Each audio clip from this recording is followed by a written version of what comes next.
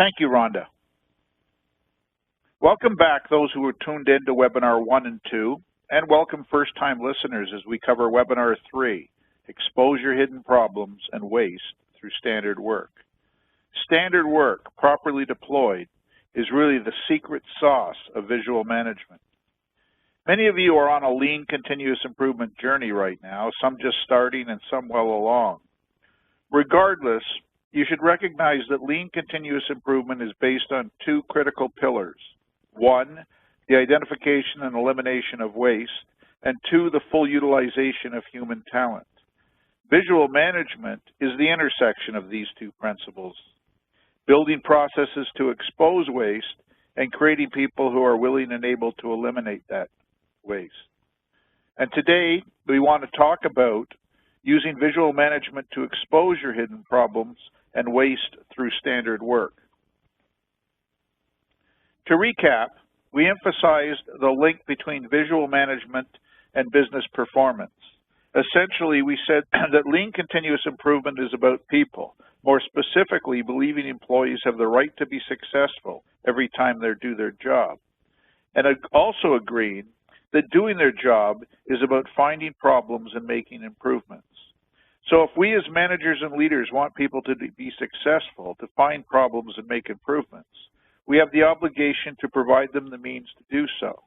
And the best way to do that is visual management, making it easier to see problems, easier to solve problems, and easier to learn from mistakes. And that's how visual management improves business performance. In our second seminar, we talked about optimizing the workflow, which we define as giving every employee the ability to see the flow of value to the customer and fix it when it breaks before it reaches the customer. Optimize means focus on the cash-to-cash cycle. Whenever you work on your workflow, your costs will always go down. But whenever you work on discrete points or resources inside that organization, your costs will go up always. And we can only work on the workflow by giving workers real control of production operations and manufacturing and administrative process that build quick feedback loops so they can make corrective actions as variances occur. And we want to make sure all our visual management elements are optimizing the entire workflow. Just to confirm what visual management is about and what we're trying to do in terms of creating a vision, we want to recap that we're focusing in this order on safety or ergonomic eyes, throughput, getting more through the process pipe and out the back door, reducing the time from the customer request to fulfillment, and increasing our productivity by getting the throughput and time reduction with the same asset or investment or resource base. And thus we'll get an operating expense improvement. And that becomes a recap of where we're going with our visual management. We also want to revisit for a moment this work structure or this deployment structure that we've been using. Remember that visual management's about a problem-solving culture or enabling problem-solving. The visual management we introduced in the webinar is three major themes, each broken into three areas. Workplace structure refers to the arrangement of the physical environment to represent the way we want to work. It identifies the tools, equipment, and processes and departments are located. In this seminar, we want to emphasize process improvement, which is about the exposure of problems, things that get in the way of work, disruptions to the flow of value to the customer or the next operation in line. Properly made visual, a visitor could determine, is the process on time to performance requirements or is it not, without asking any questions, requesting any reports, or looking at computer printouts. And this is where we start today. We want to start with standard work. What is standard work? Standard work is about simple visual work instruction posted at or near the workstations where the value-adding work gets done. It demonstrates the best of breed practices and methods. But more important, standard work is the soul and essence of visual management. It provides a baseline from which we make improvements because it establishes agreed upon consistent work methods. It thus should reduce variations in outputs, like defects, by exposing these variations from the standard work, and thus enables us to continuously improve. Standard work allows us to sustain the improvements and changes we made. Without standard work, we slip back, and thus the core challenge of sustainability with all of our 5S and lean efforts. Productivity and cost reduction is the challenge of matching demand to capacity, and that challenge can be defined as managing variety or variation. If it was any color, as long as it was black, we would have no problem. Standard work is an attempt to reduce variation and thus enhance productivity and reduce costs. Standard work allows for effective training and cross-training as opposed to ongoing haphazard passing on of tribal knowledge, both the good habits and the bad. If we have no visual aids depicting the standard, we have no ability to problem-solve deviations from the standard, and thus we have no continuous improvement. So standard work drives continuous improvement. If there's no standard work, how do we know what or who is right? How do we know the current work methods are fit for purpose? And how do we transfer the knowledge to others? Remember, we're trying to create a problem-solving culture, a methodology, through visual management to expose variances to standard work, where the standard is defined by our efforts to optimize the workflow, as defined in the last module, and then mitigate, countermeasure, and eliminate the problems or disruptions to that flow of value to the customer. The 3 steps we want to look at is, number 1, establish the standards, the common purpose and work methods, the tolerances and material flow and information flow that become the standard, and then teach these standards so as to eliminate variations in the workflow. Note, standards that are not followed or taught are not standards. They're not standards until we've taught them. Second, after we establish the standards, we want to monitor the standards to find the variations by seeing where compliance does and does not take place. And 3, we want to problem solve, improve the situation by problem solving those variances, either by changing the standard or by training people to follow the standard. Let's start with looking at 3 types of critical visual management tools to establish, monitor, and problem solve these standards. These 3 elements can best be thought of as 1, establishing the standard through a scheduling board. The customer demand or targeted performance of the workflow, often called takt time, essentially means how much output in how much time. This is the purpose of the process, to fulfill customer demand. And all visual management needs to support this initial or focused board. Often called a Hijinka board or leveling board, it is needed to deeply understand how to design your visual management. Designing these boards is simple, but hard. The monitoring can be defined in the second picture here as the run-at-rate chart, the capacity actually versus the demand required. In other words, the run-at-rate chart establishes the variation from the target, our scheduling board, to the actual, how we did right now, today, this hour, this shift. This is how variances get exposed and provide raw material for problem solving through things like fishbone or cause and effect charts that you see on the right. The fishbone diagram on the right provides information on variances, the frequency and severity of the gap between the target, the scheduling board, and the actual, the run-at-rate chart. This is a preliminary real-time ongoing effort to identify possible causes for a problem by immediately sorting ideas into useful categories. Other tools like histograms, check sheets, and Pareto charts and scatter diagrams are also useful.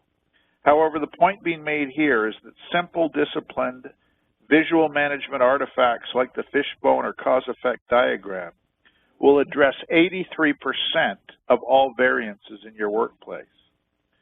10% may need heavier applications like A3s, which we'll review in the next webinar, and some 3% say may need some statistical process control or Six Sigma application, and maybe 1 or 2% will require a complete redesign. But fundamentally, the establishing of monitoring of the standard and problem solving the deviation between the two can address 85% of the waste or disruptions to flow in our process. Let's look more closely at the scheduling board, in this case the scheduling of material, to address the question of variety and volume required over a set period of time, or what we call the pitch. So how much variety and volume is required over a set period of time, or a pitch, a day, an hour, a shift, attempting to drive out muda, waste, mira, unevenness, and muri, overstressing. We have learned that world-class performance is about servicing the customer, and so we use scheduling boards, these hijinkas, as the voice of the customer in our visual management environment. In this picture, the board serves to accommodate short lead time make-to-order auto parts. It has a 1-week horizon in 2-hour batches covering 20 SKUs. It pulls visual components from upstream from a fabrication supermarket and responds to demand from an upstream finished goods supermarket, a downstream finished goods supermarket triggered by Kanban. It is elegant and it works, and it's 100% visually managed. Things like ERP systems may be sufficient for capacity planning and vendor visibility, but for moment-to-moment execution, we need a visual scheduling board representing the voice of the customer. This scheduling board here is in an engineering office of a complex customer manufacturer of hot half assemblies for injection mold machine OEMs. Again, it sets time and quantity visually for each milestone of the process, technical reviews, general assembly release requirements, customer drawing approvals, and component releases. It even has a section for engineering change requests. This board is simple, elegant, powerful, and 100% visually managed. Again, note this is on a whiteboard, but it is imperative to have the physical tools available to create these visual management pieces in real time, again, using things like Rhonda's Sign Shop. In this picture, we see a very simple scheduling board using barcodes to schedule trailer releases at the back door of a distribution center. This DC visually manages the loading and releasing of 85 outbound trailers per day, covering 3,500 orders and 420,000 units picked each day. Standard work, of course, goes beyond just scheduling boards. It also requires us to provide instructions on executing tasks. We need to build both instructions and reliable methods, as described in the section on workplace structure in Webinar 1. In this particular picture, for example, it is a documented and controlled standard or method or reliable method. It has a rev number. Think about an ISO doc. Think about a controlled doc. And it's on a huck assembly in a truck fabrication plant, posted in the area where the assembly takes place. Again, work instructions like this are only developed as a countermeasure to a variance that was exposed as a result of our disruption to flow, as a result of finding a variance between our schedule and our actual, as captured on our fishbone diagram. Of course, shadow boards and Kanban boards are also reliable methods. Note that standard work is illustrated above the shadow board on the left, and a reliable method is illustrated on the right, where Kanban assemblies can easily be differentiated. Here's a reliable method of packing out for shipping subassemblies.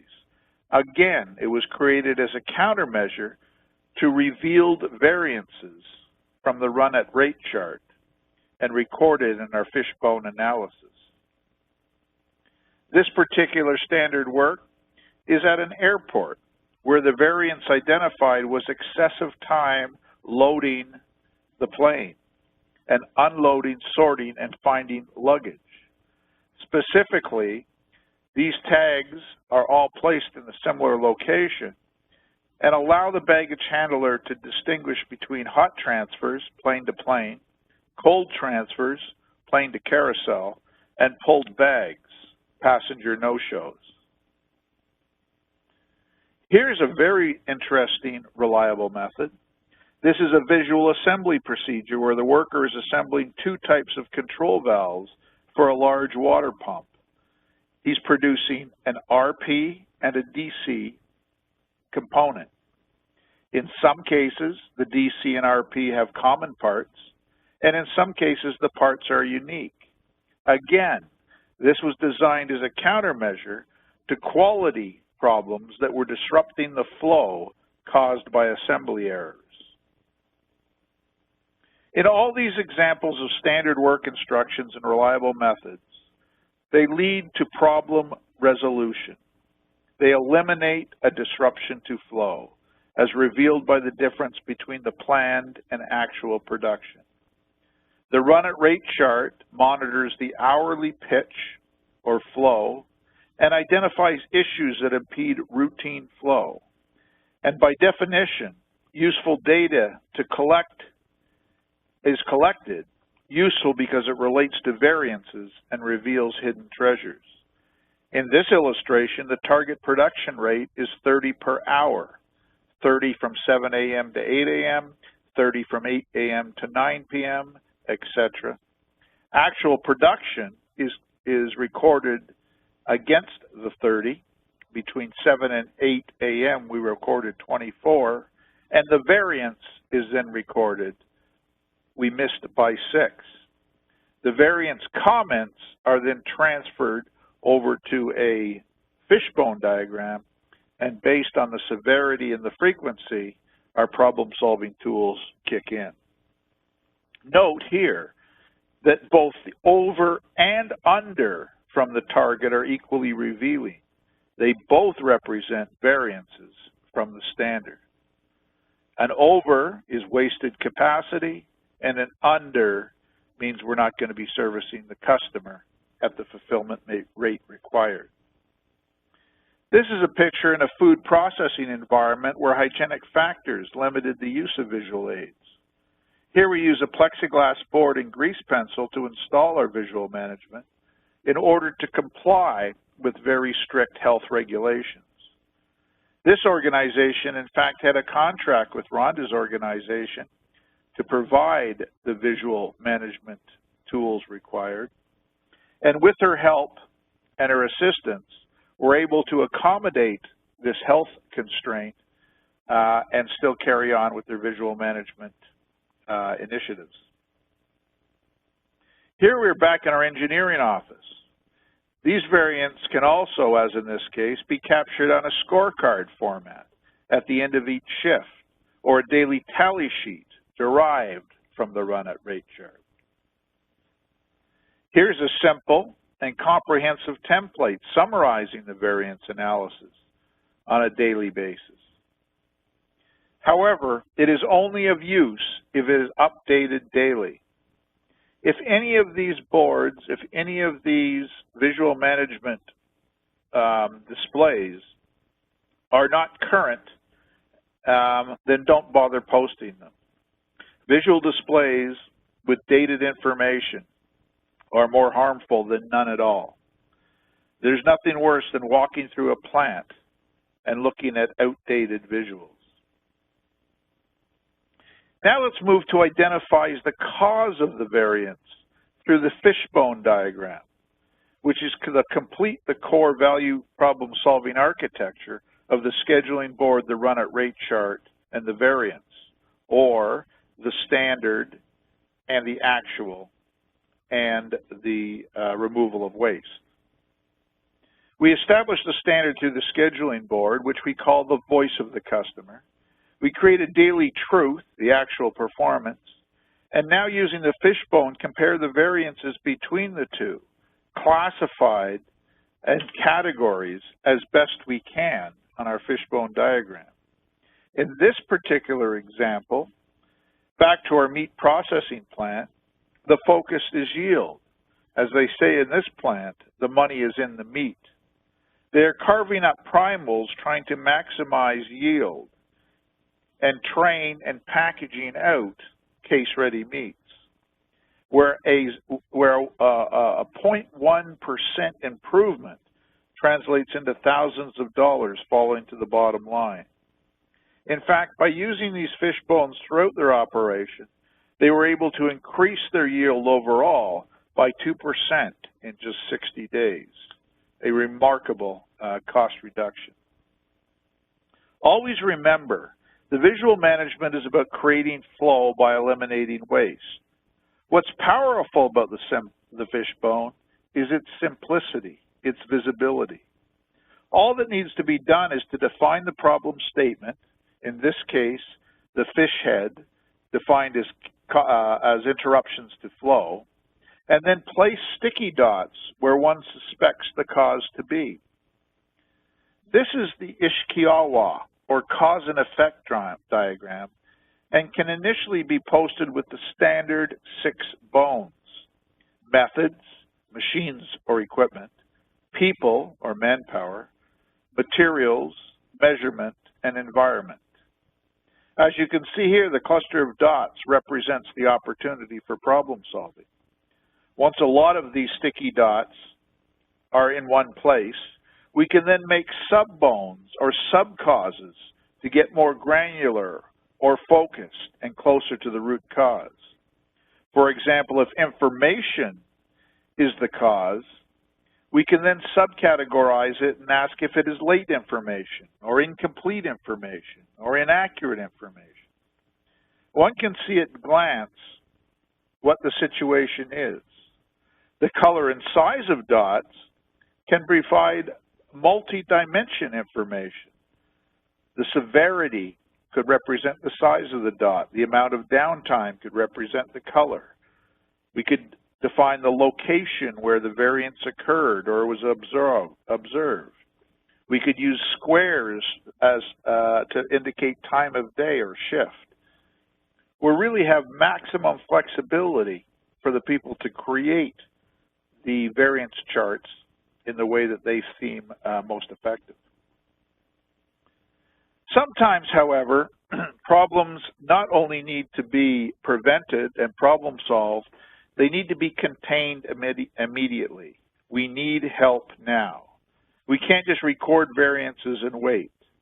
We'll always need future prevention, but we also often need current containment. In this picture, you see a classic and-on system, where red means something to stop production and immediate attention is required. Yellow means I'm running low on material and bring me some now or my line will be down. And green means I have all the finished parts or materials that I need to move to the next location, and there's no problem currently. In an imperfect world, production flow is often interrupted by problems and can be easily contained if we knew about them. This is true, however, only if there is a clear accountability of all support staff, supervisors, planners, engineers, which is required to rapidly respond to problems exposed by the value-adding operators on the line, in the workplace, or in the office. However, these variances often go unchecked because appropriate staff are either not aware of them or doing something they believe, or are working on something they believe to be more important. Here you see an accountability board, another effective visual management technique. This is a reliable method, a process to detect and contain problems on a real-time basis. Note the contained problem is not fixed, but we create a temporary workaround used so we can resume production. The board establishes accountability for the immediate containment action, and then it captures the problem for a permanent long-term solution. In this case, the operator fills out an issue tag or perhaps turns on an andon. The support staff checks the board at regular intervals, certainly at least daily. Tags that are issued are recorded with due dates assigned to owners for action, owners delegated to by mutual consent. The completed tags are removed and logged and cross-referenced to the fishbone. The accountability board is a simple, clear means to do a rapid assessment of the situation, fast implementation of a countermeasure, and an ultimate way to continuously improve the process. It detects and contains problems in real time, allowing a workaround so production can assume. Essentially, it places the authority to act, the information required, and the skills to execute at the immediate point where the problem occurs. Thus the term accountability.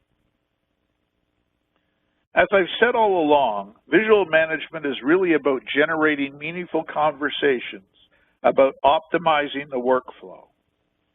Daily shop floor huddles are 5-minute sessions to inform and are well supported by the total work team. Huddles provide two-way communications, converting data into information into solutions. They're designed to discuss safety and shift performance, goals for the upcoming shift, work assignments. They identify process issues and support where required. They're used to share best practices and ideas for improvement. They're an opportunity for recognition on feedback. And they share company news and update projects or newsworthy events. Remember, the heart and soul of visual management is the expectation that every employee has the right to be successful in their job. And successful in their job means identifying and removing problems and improving flow. And thus, we have to give employees the opportunity to have these discussions about what's going on in their environment, and have these discussions in a meaningful way by having visual management as reference points for those discussions. Here you see another interesting visual management tool called the Job Assignment Board. This is a board used to plan and communicate work assignments to the staff at the start of the shift based on the demand and worker competency. Yes, this may be on your computer or worksheets, but until it's on your visual wall where everyone can see it and believe it 24/7, you can never be sure everyone knows what is happening here and now at this moment in your operation. To establish a job assignment board, segment the work areas. I like to do it by value stream, or you could do it by geographical locations, or you could do it by skill sets. In any case, sort all the people so every person has a tag to go on the board. Like all standard work, we need to teach people, and once we teach them, they'll use it. Shift supervisors or team leads or all the team can meet at the start of the shift or maybe part of the huddle. They can identify all the positions required to operate that day by referencing the scheduling board, the accountability board, and the fishbone. Workers can be assigned either to work on the scheduling board or to mitigate some of the issues that have popped up on the fishbone. Their skills can be referenced through a skills matrix, which we'll cover in webinar 4. We can resolve coverage and shortage issues using the job assignment board and make last-minute changes based on things like absenteeism. We can use capacity to cross-train underqualified employees so they can fill out their skills matrix. Or we could check with other areas to borrow, exchange, backfill. We could determine whether we need overtime or not. So the job assignment board is another critical piece of visual management. At some point, we want to pull all these visual management tools together. And one way of doing that is to put them into an OBEA, or a big room, or a war room, or a communication center. These are centers that are visual, stand-up opportunities in order to have fast communications and to dramatically shorten decision-making cycles. They're highly visual, and they generate team spirit. And best of all, they break down silos. The OBEA room can bring it all together so that we have the fishbone and the accountability and the job assignment and the standard work and the run at rate chart all in front of us, current and up to date. Here's a sample of visual display room type of information that's needed, from strategic deployment in projects through a focus on our optimized workflows to a calendar of problem-solving events through Kaizens or A3s. At the end of the day, it's important to understand that standard work is only as good as it's able to be used as a problem-solving tool. Our standard work exposes variances and thus leads us through problem-solving to change the standard. Is your standard work the same as it was 6 months ago?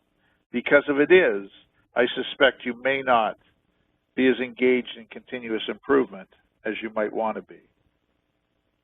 So in summary, we want to establish the standard so we can see workflow disruptions.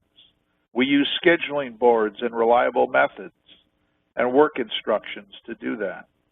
We want to monitor the standard so we can define the difference between the actual and the plan. We use run at rate charts and scorecards. And next, we want to identify and expose the variances so we begin to solve them. We can do that with fishbone diagrams, and-on lights, accountability boards, huddle meetings, and job assignment boards. We're going to cover in the next event employee engagement and problem solving. We've now exposed the problems. We need to give people tools, skills, and the will to resolve them once exposed. We will cover problem-solving tools and techniques such as A3s, Kaizens, idea generation, and flip chart management in our next webinar. One final note again. It is critical that all the hardware required to translate the thoughtware of visual management we are sharing in these modules to make it readily available. When an employee has an idea of what and how a visual management tool might help them perform when they want to build a job assignment board or accountability board, we want to make sure that implementation is immediate. And having an in-house sign shop like the one offered by Rhonda's Visual Management is certainly a necessary starting point. Thank you very much for your time and attention today. I'll now turn it